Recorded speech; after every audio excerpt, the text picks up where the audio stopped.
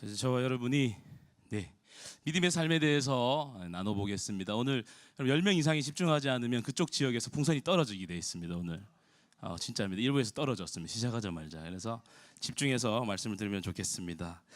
여러분, 최근에 여러분 가장 큰 고민이 무엇입니까? 한번 생각해 보십시오. 모든 사람들에게 근심이 있습니다. 고민이 있습니다. 제 삶에 요즘 가장 큰 기도 제목과 고민은 이것입니다. 여러분, 여기가 어딘 줄 알겠습니까? 네, 총신대학교 신학대학원입니다. 작년 10월 말부터 총장의 비리로 말미암아 수업을 거부하면서 이렇게 시위를 하고 있습니다. 학교를 가도 마음이 편하지가 않습니다. 집에 있어도 마음이 편하지 않습니다. 늘 여기저기서 시위하는 소리와 싸우는 소리가 들립니다. 그저 기도하고 엎드릴 뿐이지만 아무것도 변하지 않는 것 같은 느낌이 있는 것이 사실입니다. 여러분 마음 안에 어떤 근심이 있습니까? 한번 떠올려 보십시오. 여러분, 예수님도 오늘 본문에 보니까 너희는 마음에 근심하지 말라고 그러는데 예수님도 근심하는 장면이 있습니다. 이 단어로 한번 찾아봤거든요. 우리 함께 말씀 읽어보겠습니다. 시작. 예수께서 그가 우는 것과 또 함께 유대인들이 우는 것을 보시고 심령의 비통이 여기시고 불쌍히 여기사. 여러분, 나사로가 죽었을 때 그 죽음 앞에 안타까워하고 근심하는 내용입니다.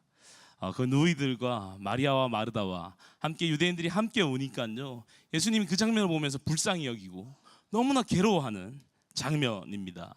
한번 더 읽어보겠습니다. 시작. 지금 내 마음이 괴로우니 무슨 말을 하리요? 아버지여, 나를 구원하여 이때를 면하게 하여 주옵소서. 그러나 내가 이를 위하여 이때에 왔나이다. 예수님은 자신이 죽을 것을 말하면서 괴로워하며 근심하는 장면입니다. 근심하다는 단어를 원어로 보면 여기 괴롭다라는 단어와 동일하겠습니다.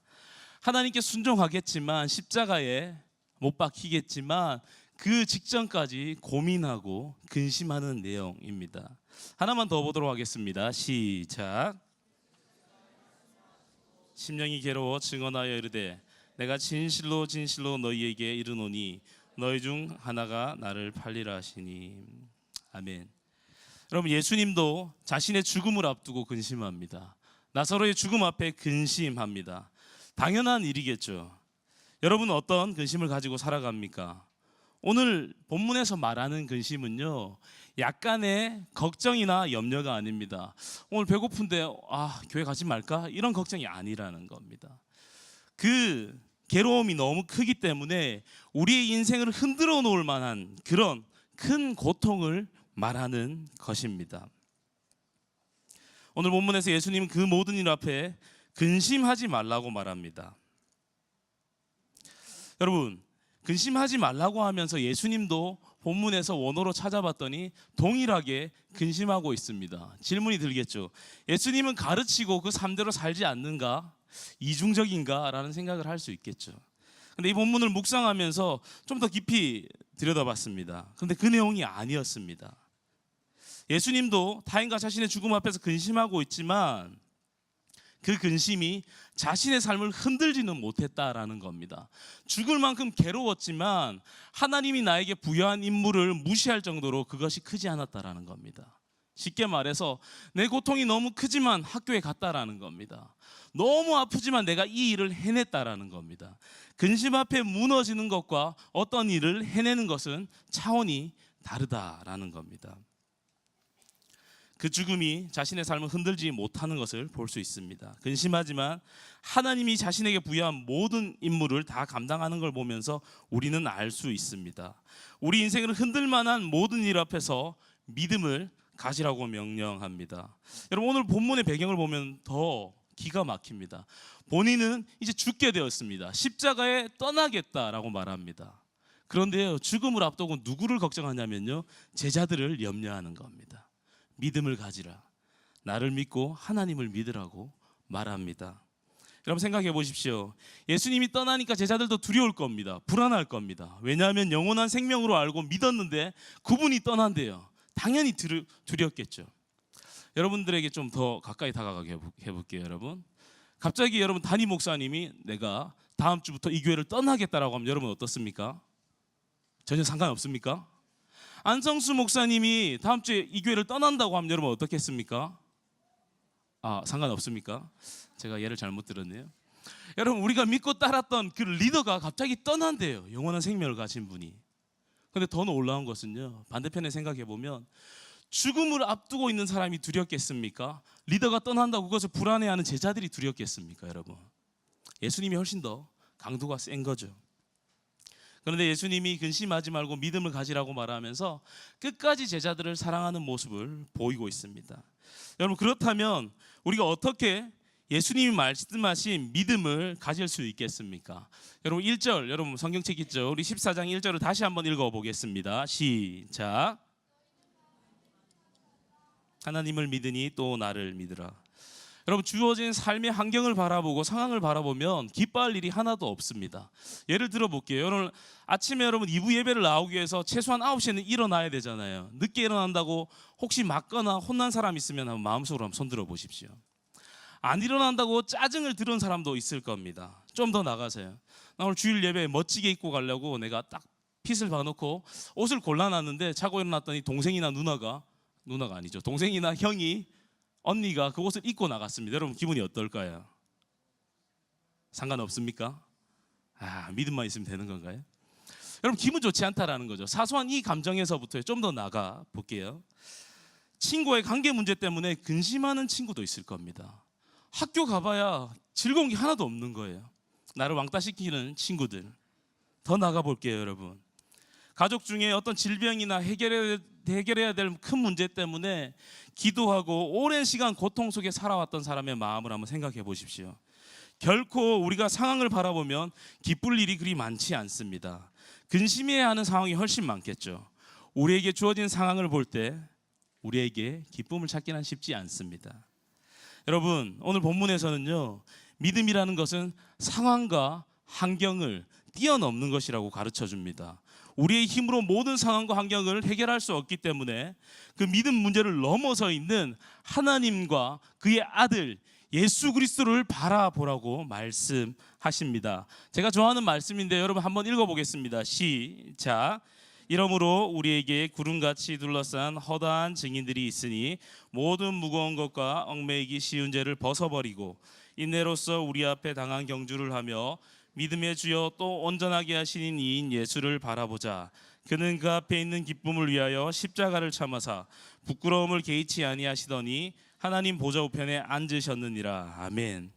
여러분, 우리가 해결할 수 없는 여러 가지 문제들, 그 무거운 것을 벗어버리고 우리를 온전케 하셔서 우리를 회복케 하시는 예수님을 바라보는 여러분의 인생이 되시기를 소망합니다. 그렇다면 우리 안에 질문이 생기잖아요.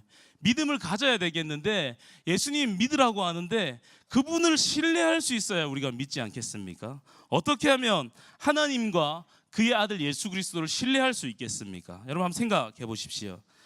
여러분, 성경 2절에 보니까요, 14장 2절에 보니까 이렇게 말합니다. 내 아버지 집에 거할 곳이 많도다. 그렇지 않으면 너희에게 일렀으리라. 내가 너희를 위하여 거처를 예비하러 가노니. 여러분, 2절은요, 예수님이 제자들을 위하여 거처를 예비하러 간다고 말합니다. 이 말씀은 제자들과 함께하는 시간을 마무리하고 내 스스로가 이제는 떠날 때가 됐다라는 거죠. 자신 앞에 죽음이 기다리고 있음을 말합니다. 말씀 두 구절인데 우리 함께 읽어보겠습니다. 시작. 유월절 전에 예수께서 자기가 세상을 떠나 아버지께로 돌아가실 때가 이른 줄 아시고, 또 읽겠습니다. 시작. 자기가 하나님께로부터 오셨다가 하나님께로 돌아가실 것을 아시고 라고 말합니다. 예수 그리스도가 자신이 죽을 때가 되었다는 것을 알고 있다는 겁니다. 결국 십자가의 죽음으로 말미암아 아버지께 가야 될 때가 왔다라는 거죠. 여러분, 예수 그리스도가 죽는 것도 하나님의 뜻이었습니다. 그런데 그 죽음은 끝이 아니었습니다. 뭐라고 말합니까? 그 죽음조차도 제자들을 위한 것이었습니다. 죽음으로 모든 것이 끝나는 것이 아니라 하늘의 소망을 가지고 하나님과 그 예수 그리스도를 붙잡고 살아가는 믿음의 사람들을 위한 처소를 예비하러 간다고 말합니다. 그 처소는 성경에서 뭐라고 말합니까? 2절에서 말하죠. 하나님의 집에 거할 곳이라고 말합니다. 여러분, 이 거할 곳이라는 단어를 찾아봤더니 성경에 딱 두 군데 나옵니다. 2절과 23절에 나오는데요, 우리 한번 읽어볼까요? 시작.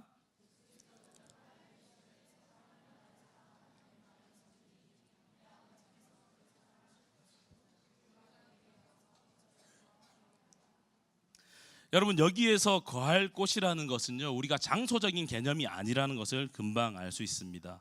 여기에서 거할 곳은 하나님과 그의 아들을 만날 수 있는 교제의 장이라는 것입니다. 죽음도 갈라놓을 수 없는 하나님과 그의 아들 예수 그리스도가 믿음의 사람들과 함께하는 것이라는 겁니다. 결국 하나님의 임재 안에 거할 특권을 의미하고 있습니다.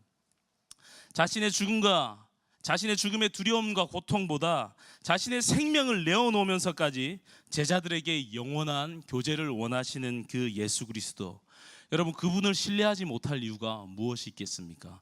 지금 여러분을 위해서 생명을 내어놓고 여러분을 위해서 죽음을 준비하고 있고요, 죽어서까지도 하나님의 거할 곳을 준비하는 분이 우리 예수님입니다. 여러분, 그분을 신뢰하십니까? 자, 우리 세례받은 친구들, 입교한 친구들에게 물어보겠습니다. 나는 하나님을 신뢰한다. 한번 손 들어보세요. 좀 생각해 봐야 되나요? 자, 손 내리고요. 여러분, 하나님 다 신뢰하시죠? 신뢰하시나요? 네. 화는 내지 말고요. 네. 여러분, 그렇다면요, 우리를 위해서 모든 걸 포기하신 그분이 주시는 믿음을 우리는 어떻게 소유할 수 있을까요? 6절에 보니까요, 예수님이 길과 진리와 생명이 된다라고 말합니다. 3, 4, 5절을 잠시 요약하자면, 예수님이 이렇게 설명하면 제자들이 알아들을 줄 알았어요. 내가 이제 십자가에 죽어야 되니까 너희가 믿음을 가져라, 두려워하지 말라, 이 말을 이해할 줄 알았습니다. 근데 도마는 아직 이해하지 못하고 있습니다. 어떻게 그 길을 알 수 있냐고 되려 반문합니다. 이제 예수님이 다시 설명하는 내용이 6절입니다. 예수님이 길이라고 말합니다. 여러분, 예수님을 통하여 우리는 살아계신 하나님께 나아갈 수 있습니다. 결코 함께할 수 없었던 하나님과 교제할 수 있게 됐던 이유가 바로 예수 그리스도 때문이라는 겁니다. 우리가 그분을 통하여서 그가 예비해 놓은 곳으로 가게 됩니다. 하지만 이 길은 여러분, 결코 대가 없이 주어지는 것이 아닙니다.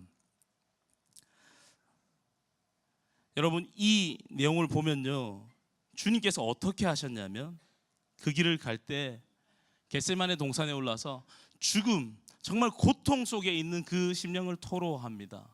많은 사람들 앞에서 심판받았습니다. 조롱받았습니다. 결국 십자가에 돌아가셨습니다. 그리고 장례를 치릅니다.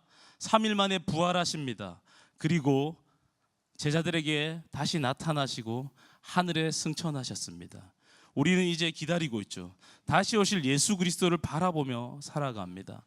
여러분, 이 모든 고난과 고통의 과정이 바로 예수 그리스도의 길이라는 것입니다. 아멘입니까? 아멘입니까? 여러분, 그 길은요, 하나님의 한없는 대가 지불이었습니다.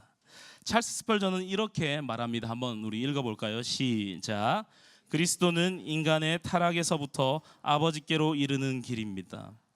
그가 요한복음 주석을 쓸 때 이런 말을 써놨더라고요. 진리 앞에서 저는 맞다고 생각합니다. 길이라는 것은 시작과 끝이 있습니다. 우리 인생의 시작은 무엇입니까? 죄로 말미암아 잉태되었던 우리의 인생이 영원한 생명을 얻는 하나님께 이르는 길이라는 것입니다. 여러분, 믿으시죠? 우리가 예수 그리스도를 또 말할 때 오늘 6절에서는 진리라고 말합니다. 한번 읽어볼까요? 시작.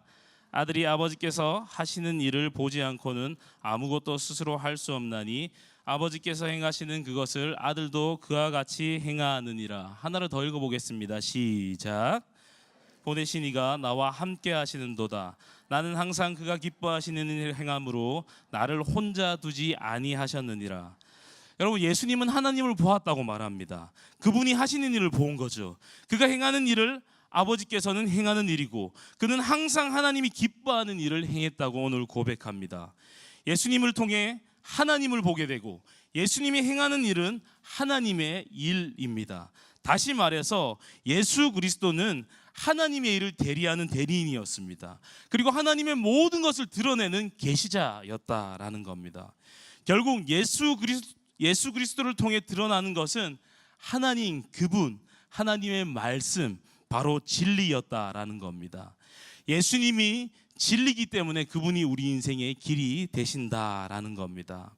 그리고 진리 대신 예수 그리스도의 길을 따라온 자들이 얻게 되는 것은요, 영원한 생명이라고 오늘 본문은 말합니다. 한번 읽어볼까요? 시작.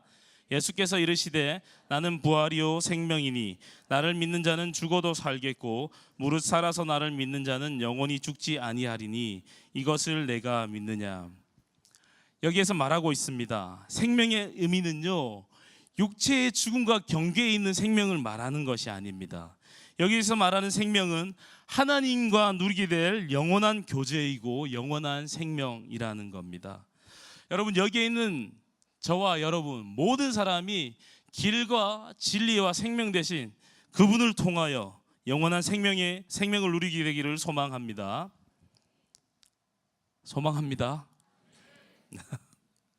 여러분, 결국 믿음이라는 것은요, 예수 그리스도를 통해 얻을 수 있는 유일한 길이라는 것입니다. 우리가 믿음을 깨달은 자로서 어떻게 살아야 하겠습니까? 여러분, 한번 생각해 보십시오. 영상이 하나 준비되어 있는데요, 영상을 보고 삶의 적용을 한번 해보고 싶습니다.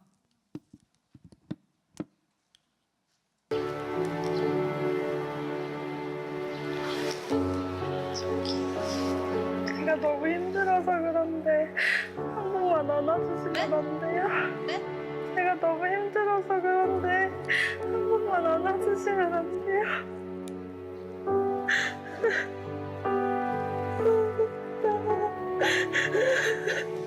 잠시만 기다려요. 알겠죠?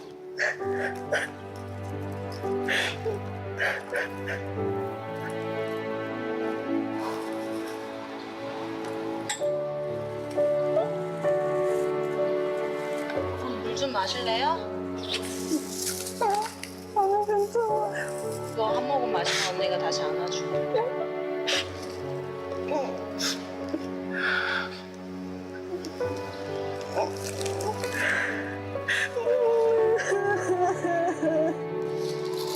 언니 번호 줄까? 힘들 때 연락할래? 나 눈물난다. 네, 시간이 없어서 잘랐습니다. 여기까지 보겠습니다. 여러분, 이 영상은 실험한 영상입니다. 수능을 100일 앞두고 나서 힘들다고 했을 때 그냥 처음 만난 사람들이 어떻게 반응하는지를 실험한 거죠.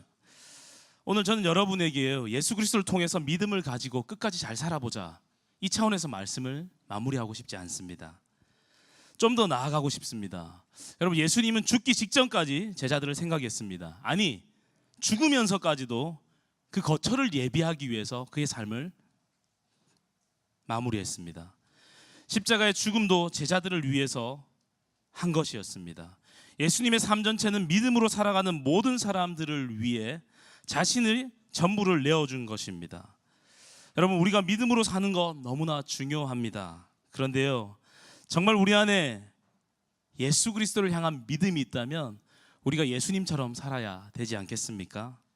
나만 잘 믿고 나만 천국 가고 나만 좋은 것을 누리자는 차원을 좀 넘어서고 싶습니다. 우리의 모든 삶을 통하여 그리스도가 드러나기를 소망합니다. 아멘입니까?